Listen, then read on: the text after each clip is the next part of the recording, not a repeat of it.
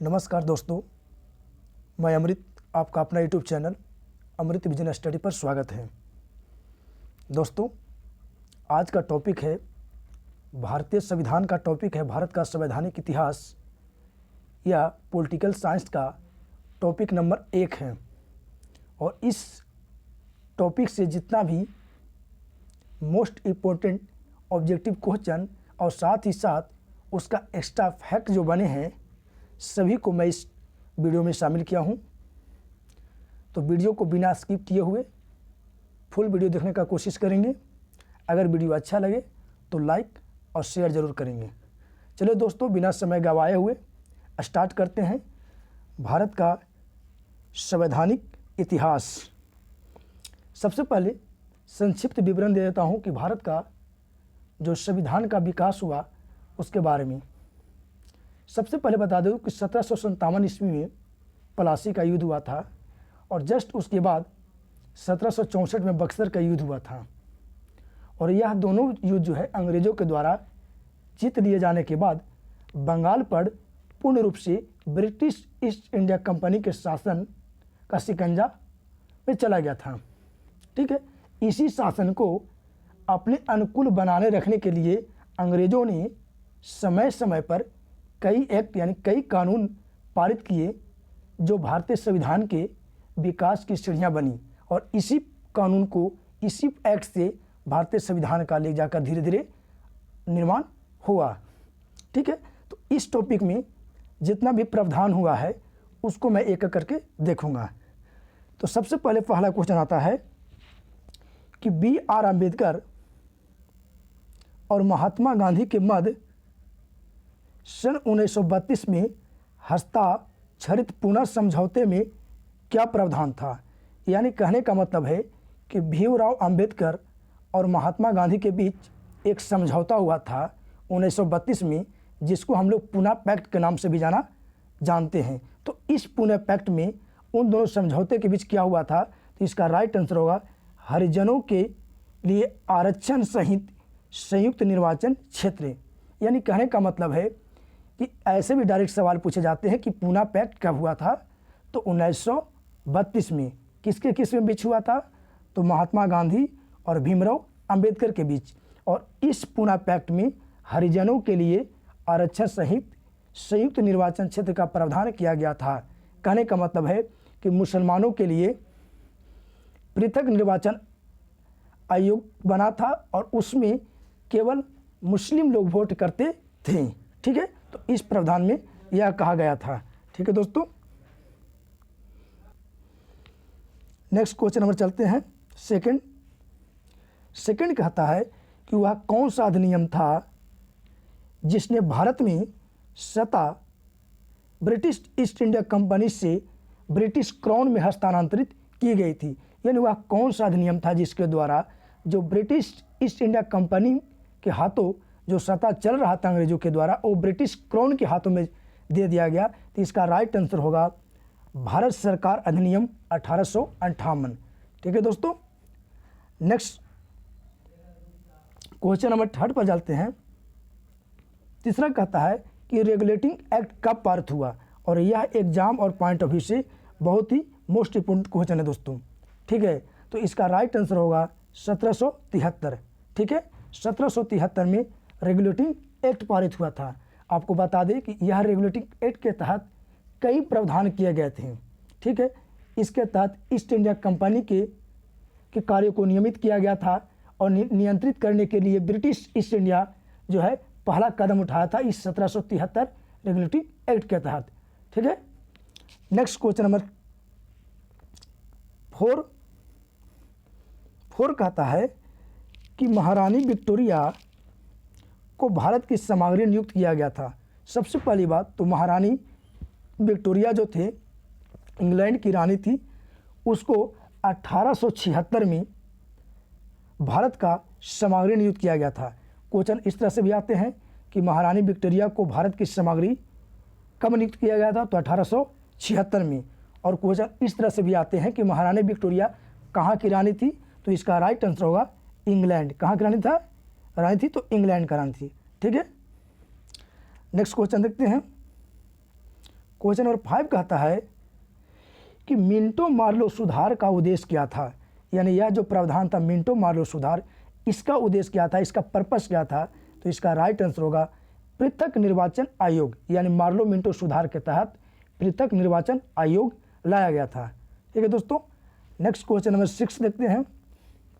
6 कहता है कि मुसलमानों के लिए अतिरिक्त निर्वाचक मंडल प्रारंभ में किसके द्वारा लाया गया था। यानी मुसलमानों के लिए जो अतिरिक्त निर्वाचक मंडल लाया गया था वो प्रारंभ में किस कानून यानी किस एक्ट के द्वारा लाया गया था।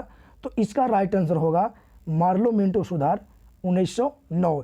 इसके द्वारा मुसलमानों को के लिए पृथक जो है अलग से निर्वाचक मंडल लाया गया था। ठीक है दोस्तों, नेक्स्ट क्वेश्चन नंबर 7 देखते हैं। 7 कहता है कि भारत का संविधान लागू होने तक स्वतंत्रता के पश्चात इसका शासन जो है किसके अंतर्गत चलाया गया। यानी भारत का संविधान लागू होने तक, ठीक है, स्वतंत्रता के पश्चात उसका जो शासन था किसके द्वारा चलाया गया था। तो इसका राइट आंसर होगा भारत सरकार अधिनियम 1935। और आपको बता दूं कि भारत सरकार अधिनियम 1935 जो है या भारतीय संविधान में सबसे ज़्यादा इसी का महत्वपूर्ण योगदान है। आपको इससे रिलेटेड फैक्ट बताता हूं कि भारत सरकार अधिनियम में 321 अनुच्छेद, कितना 321 अनुच्छेद है और 10 अनुसूचियाँ जो इसी में शामिल है, इसी के द्वारा शामिल किया गया है। तो आपको इस तरह से भी सवाल पूछे जाते हैं कि भारत का संविधान निर्माण करने में किसका महत्वपूर्ण योगदान है। तो आपको भारत सरकार अधिनियम 1935 का महत्वपूर्ण योगदान है। चूँकि 444 अनुच्छेद है उसमें 321 अनुच्छेद जो है इसके द्वारा ही दिया गया है। तो ठीक है, इस प्रकार भारत सरकार अधिनियम जो है 1935 पॉइंट ऑफ व्यू से बहुत ही मोस्ट इंपॉर्टेंट है। ठीक है, नेक्स्ट क्वेश्चन नंबर 8 देखते हैं कि अखिल भारतीय महासंघ स्थापित करने का प्रावधान किसके द्वारा शामिल किया गया। तो इसका भी राइट आंसर होगा भारत सरकार अधिनियम के द्वारा अखिल भारतीय महासंघ को स्थापित किया गया। ठीक है दोस्तों, नेक्स्ट क्वेश्चन नंबर 9 देखते हैं।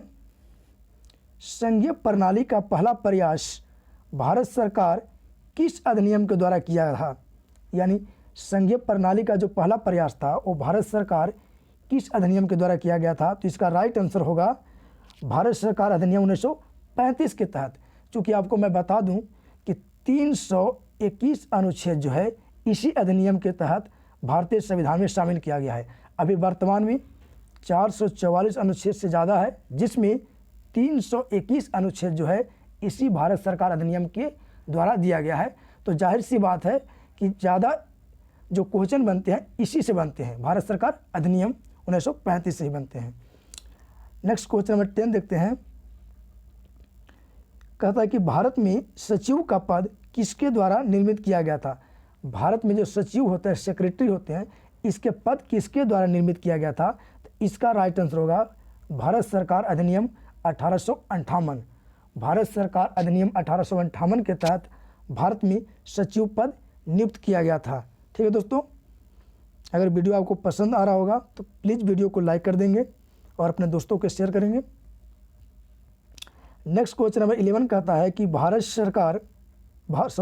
शासन अधिनियम 1935 द्वारा स्थापित संघ में अवशिष्ट शक्तियाँ जो है किससे दी गई थी। यानी कहने का मतलब है कि भारत शासन अधिनियम 1935 द्वारा स्थापित संघ हुआ था उसमें अवशिष्ट शक्तियाँ किसे दी गई थी। तो इसका राइट आंसर होगा गवर्नर जनरल को। यानी कहने का मतलब है कि गवर्नर जनरल को अवशिष्ट शक्तियाँ जो प्रदान किया गया था किसके द्वारा, तो 1935 के द्वारा। ठीक है, नेक्स्ट क्वेश्चन नंबर 12 कहता है कि निम्नलिखित में से किस अधिनियम द्वारा भारत के गवर्नर जनरल के अध्यादेश जारी करने की शक्ति प्रदान की गई है। यहाँ निम्नलिखित नहीं होगा, कहने का मतलब है कि किस नियम के द्वारा भारत के गवर्नर जनरल जो थे उसको अध्यादेश जारी करने का शक्ति प्रदान किया गया। ठीक है, तो यह जो अधिनियम था वो भारत परिषद अधिनियम 1861, यानी भारत परिषद अधिनियम 1861 के द्वारा जो भारत के गवर्नर जनरल हुए थे उसको अध्यादेश जारी करने का प्रावधान दिया गया था। ठीक है दोस्तों, नेक्स्ट क्वेश्चन नंबर 13 कहता है कि भारत के गवर्नर जनरल को किस एक्ट के द्वारा अपनी समिति के निर्णय को अस्वीकार करने का अधिकार मिला था। यानी भारत के जो गवर्नर जनरल थे उसको किस एक्ट के द्वारा जो है अपनी समिति के निर्णय को अस्वीकार मतलब स्वीकार नहीं करने का अधिकार मिला था। तो इसका राइट आंसर होगा 1786 का अमेंडमेंट एक्ट। 1786 का अमेंडमेंट जो एक्ट था इसके द्वारा गवर्नर जनरल को जो है अपनी समिति के निर्णय को अस्वीकार करने का अधिकार प्रदान किया गया था। ठीक है दोस्तों, अगर जो हमारे वीडियो को पहली बार देख रहे होंगे वो चैनल को सब्सक्राइब कर देंगे और बेल आइकन जरूर दबा देंगे। ठीक है, इसलिए कि अगर बेल आइकन दबा देंगे तो हमारे चैनल पर बहुत सारे वीडियो पड़े हुए हैं हर एक चैप्टर से, चाहे आपको हिस्ट्री का चैप्टर मिलेगा, आपको सिविक्स का चैप्टर मिलेगा, मैथ का मिलेगा, तो वहाँ से प्लेलिस्ट में जाकर आप अपने हिसाब से देख सकते हैं। ठीक है दोस्तों, नेक्स्ट क्वेश्चन नंबर 14 कहता है कि मार्लो मिंटो सुधार बिल किस वर्ष पारित किया गया था। यह जो मार्लो मिंटो सुधार बिल है किस वर्ष पारित किया था, तो 1909 में मार्लो मिंटो सुधार बिल पारित किया गया था। आपको बता दूं कि 1909 में ही जो है लॉर्ड मार्ले इंग्लैंड में भारत के राज सचिव थे जिन्होंने 1909 में मार्लो मिंटो सुधार पारित किए थे। ठीक है, इन्हीं के द्वारा मार्लो मिंटो नियम सुधार बिल पारित किया गया था 1909 में। क्वेश्चन नंबर 15 कहता है कि 1909 में इंडियन काउंसिल एक्ट में किस बात की व्यवस्था की गई है। जो 1909 में जो इंडियन काउंसिल एक्ट पारित हुआ था उसमें किस बात पर फोकस किया गया है, तो उसका राइट आंसर होगा सांप्रदायिक प्रतिनिधित्व। ठीक है, मार्लो मिंटो सुधार 1909 के तहत जो एक्ट पारित हुआ था उसमें सांप्रदायिक प्रतिनिधित्व को शामिल किया गया था। ठीक है दोस्तों, नेक्स्ट क्वेश्चन नंबर देखते हैं 16 कहता कि मोंटेस्क्यू चेम्सफोर्ड सुधार में, सुधार यहाँ लिखा गया, इसको थोड़ा सा एडिट कर लीजिएगा, सुधार होगा। ठीक है, मोंटेस्क्यू चेम्सफोर्ड सुधार प्रावधानों का सार था। यानी जो मोंटेस्क्यू चेम्सफोर्ड सुधार जो हुआ था उसमें किस चीज़ का प्रावधान था, तो प्रांतों में दोहरा शासन। ठीक है, अगर यहाँ से आपको प्रश्न पूछे जाते हैं कि प्रांतों में दोहरा शासन जो है किसके द्वारा लाया गया था, तो इसका राइट आंसर होगा मोंटेस्क्यू चेम्सफोर्ड सुधार के द्वारा। ठीक है दोस्तों, नेक्स्ट क्वेश्चन नंबर 17 देखते हैं।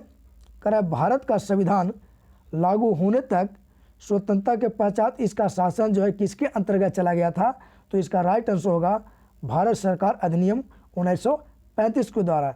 जब भारत का संविधान लागू हुआ था उसके पश्चात जो है किसके द्वारा शासन, उसके पहले किसके द्वारा शासन चलाया जा रहा था, तो भारत सरकार अधिनियम 1935 के द्वारा। ठीक है, नेक्स्ट क्वेश्चन 17 कहता है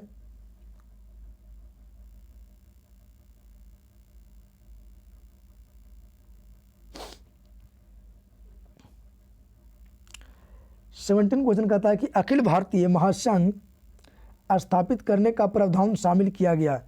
यानी अखिल भारतीय महासंघ जो है स्थापित करने का प्रावधान किस अधिनियम के तहत शामिल किया गया, तो इसका भी राइट आंसर होगा भारत सरकार अधिनियम 1935। यानी भारत सरकार अधिनियम 1935 के तहत बहुत ऐसे प्रावधान थे जिनको शामिल किया गया था। चूँकि मैं बार बार बता देता हूँ कि भारत सरकार अधिनियम के तहत 321 अनुच्छेद को भारतीय संविधान में शामिल किया गया है। 444 जहाँ टोटल अनुच्छेद है उसमें 321 अनुच्छेद जो है इसी का दिन है। तो जाहिर सी बात है कि बहुत सारे प्रावधान जो होंगे इसी अधिनियम के द्वारा दिए गए होंगे। नेक्स्ट क्वेश्चन नंबर 18 कहता है कि निम्नलिखित में से किस अधिनियम ने केंद्र में द्वैध शासन प्रणाली को स्थापित किया था। केंद्र में द्वैध शासन प्रणाली किसके द्वारा पारित किया गया था, किसके द्वारा स्थापित किया गया था, तो भारत सरकार अधिनियम 1919। भारत सरकार अधिनियम 1919 के द्वारा केंद्र में द्वैध शासन प्रणाली स्थापित किया गया था। ठीक है, नेक्स्ट क्वेश्चन नंबर 19 कह रहा है कि अधिनियम को मोंटेस्क्यू चेम्सफोर्ड सुधार के नाम से जाना जाता है। यानी किस अधिनियम को जो है हम लोग मोंटेस्क्यू चेम्सफोर्ड सुधार के नाम से जानते हैं, तो इसका राइट आंसर होगा भारत सरकार अधिनियम 1919। भारत सरकार अधिनियम 1919 जो है इसी को हम लोग मोंटेस्क्यू चेम्सफोर्ड सुधार अधिनियम भी कहते हैं। एग्जाम में पूछ दिए जाते हैं कि भारत सरकार अधिनियम 1919 को किस नियम के रूप में जाना जाता है, तो मोंटेस्क्यू चेम्सफोर्ड सुधार के नियम के रूप में जाना जाता है। इससे बारे में थोड़ा बता देता हूँ बात कि इसके द्वारा क्या क्या प्रावधान किया गया है। तो केंद्र में द्विसदनात्मक व्यवस्था किया गया है, ठीक है, जिसमें राज्य तथा दूसरी केंद्र विधानसभा होगा और इसी में जो उनकी संख्या को डिवाइड किया गया है। नेक्स्ट क्वेश्चन नंबर 20, और यह संभवतः वीडियो का लास्ट क्वेश्चन होगा और इस टॉपिक का भी लास्ट क्वेश्चन होगा। 20 कहता है किस अधिनियम के प्रमुख विशेषता प्रांतीय स्वतंत्रता थी, तो इसका राइट आंसर 1935।